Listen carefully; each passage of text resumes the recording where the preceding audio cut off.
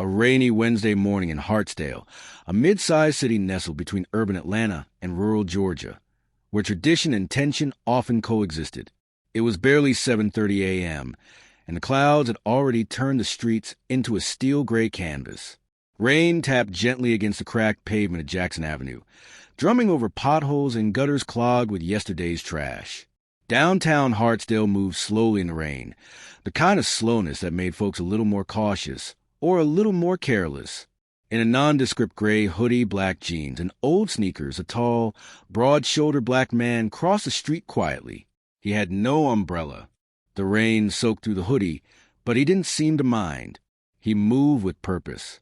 He passed a closed barber shop, nodded politely to a sanitation worker in a neon vest, and made his way toward the Hardsdale Police Department headquarters. But as he turned the corner onto 3rd and Evans, a black and white patrol cruiser swerved and stopped sharply in front of him. The door flung open. "Hey, you!" Hands where I can see them. The voice was gruff, commanding, and laced with something darker than concern. Assumption. Officer Daniel Rourke, a 10-year veteran of the force, stepped out of the cruiser. He was a textbook stereotype. Flat-top haircut, wraparound Oakleys, and the kind of confidence that came with rarely being questioned. He didn't see a man walking. He saw a black man in a hoodie, and that was all he needed. "You walking around here early like that. What you doing?" Rourke barked. "Got ID on you?"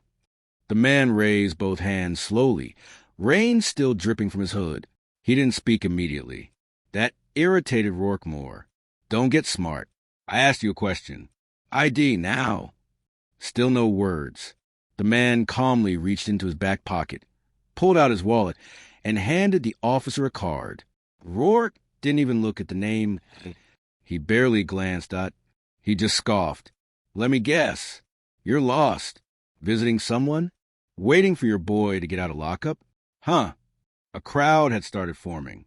The coffee shop across the street had customers peeking out from behind fog windows. Cell phones were quietly being raised.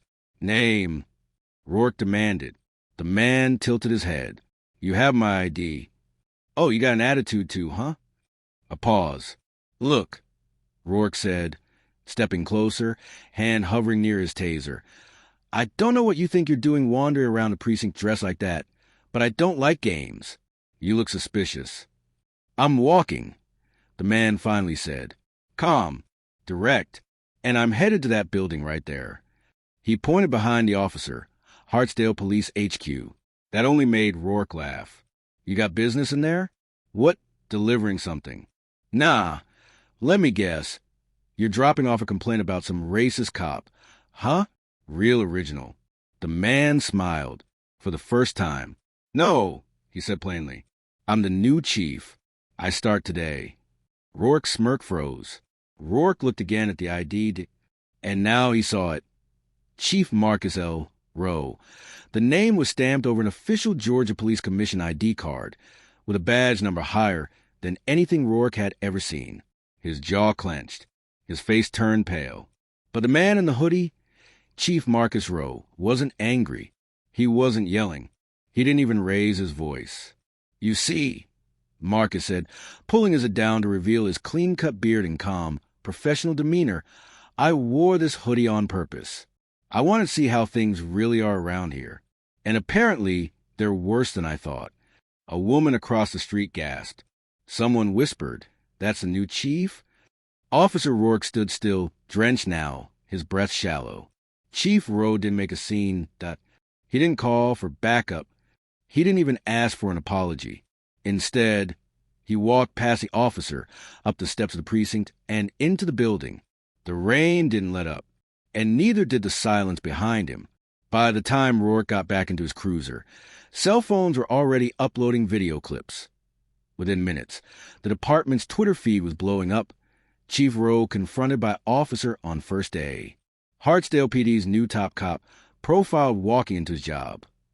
This is what racism in a uniform looks like. Inside the Hardsdale Police headquarters, the buzz was electric. The front desk clerk, Sergeant Mimi Alvarez, had been refreshing her phone every few minutes since the chief walked through the doors. The video of Officer Rourke confronting the new chief had gone viral. Marcus Elrow, now dressed in his regulation uniform, stood in the center of the main hall, facing a small audience of department heads and lieutenants. His voice echoed with calm authority. "I was appointed to serve this city, not just supervise this station," he said. "But today was a test, and it wasn't me who failed." No one dared speak. Lieutenant Collins shifted uncomfortably. A few of the younger officers exchanged glances. Everyone knew what happened outside. It was more than embarrassing. It was a national scandal waiting to ignite. Meanwhile, Officer Rourke sat in a chair outside the chief's office, drenched in regret, or at least discomfort. He'd been silent during roll call. The whispers, the looks, the awkward distance. He felt them all. He wasn't used to being on the other end of scrutiny. "Chief will see you now," Mimi said, holding the door open. Inside, Marcus sat alone. The same calm presence. Same focus. "Have a seat," he said. Rourke sat, eyes low. "You know why you're here?" "Yes, sir." Marcus leaned forward. "I gave you a chance to walk away with dignity this morning. But you decided to show the world what you really thought of someone who looked like me. You assumed I was dangerous because of my skin and my hoodie. I made a mistake." "No," Marcus said. "You made a choice." Silence. "There are two ways this goes," Marcus continued. "You can either resign, or you can stay and agree to retrain under me. Publicly. Openly. Humiliatingly." Rourke blinked. "Retrain? Under you?" "Yes. You'll attend every bias training. You'll mentor under black officers. You'll publicly apologize to the community. And if you fail just once, you'll be dismissed, and I'll make sure every department in this state knows why." Rourke's voice cracked. "And if I say no, then I'll fire you. Effective immediately." Whisper spread fast. Some officers grumbled, accusing Marcus of making an example of Rourke. Others, especially officers of color and women in the force, were cautiously hopeful. Sergeant Darnell Hayes, a black officer who had spent 15 years biting his tongue, pulled Marcus aside after meeting. "You have no idea how long we've waited for someone like you," he said. "They never believed our stories. Not until now. Not until you showed them." Marcus nodded. "We're going to do things differently, but it won't be easy." "It never is," Darnell replied, "but it's worth it." 3 days later, Marcus hosted a town hall in the community center on Ashland Street. It was standing room only. Dozens of black residents, families, business owners, students, and yes, even a few officers gathered to hear him speak. He stood behind the podium, gripping the edge with firm hands. "I wore a hoodie and walked to work because I needed to feel what so many of you feel, watched, targeted, judged," he said. "It wasn't a stunt. It was survival." Murmurs of agreement rippled through the crowd. "I want to earn your trust, but I also want you to hold me accountable. This department will change. From the inside out." A woman raised her hand. "Are you really going to let that officer stay on the force?" Marcus took a breath. "Yes, because true change means showing what accountability looks like, not just punishment. He'll be watched, trained, judged just like he judged me." Another voice from the crowd. "You got our back?" "Every single day," Marcus said. Weeks turned into months. The Hardsdale PD began rolling out a new program, Badge and Bias, a community-based reform effort led by Chief Rowe himself.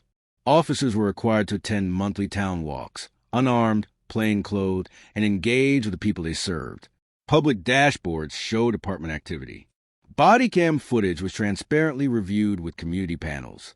Chief Rowe became a symbol, not just of authority, but of hope.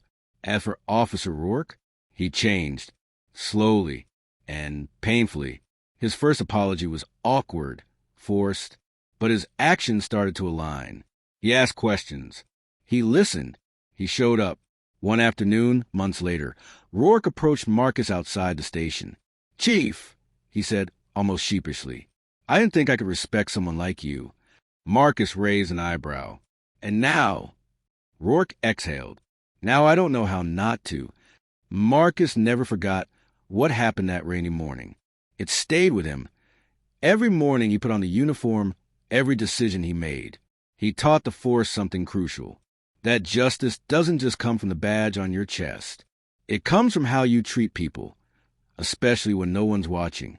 If this story moved you, make sure to like, comment, and subscribe. We tell real, emotional, and powerful stories that spark change and conversation. Turn on notifications so you don't miss the next one.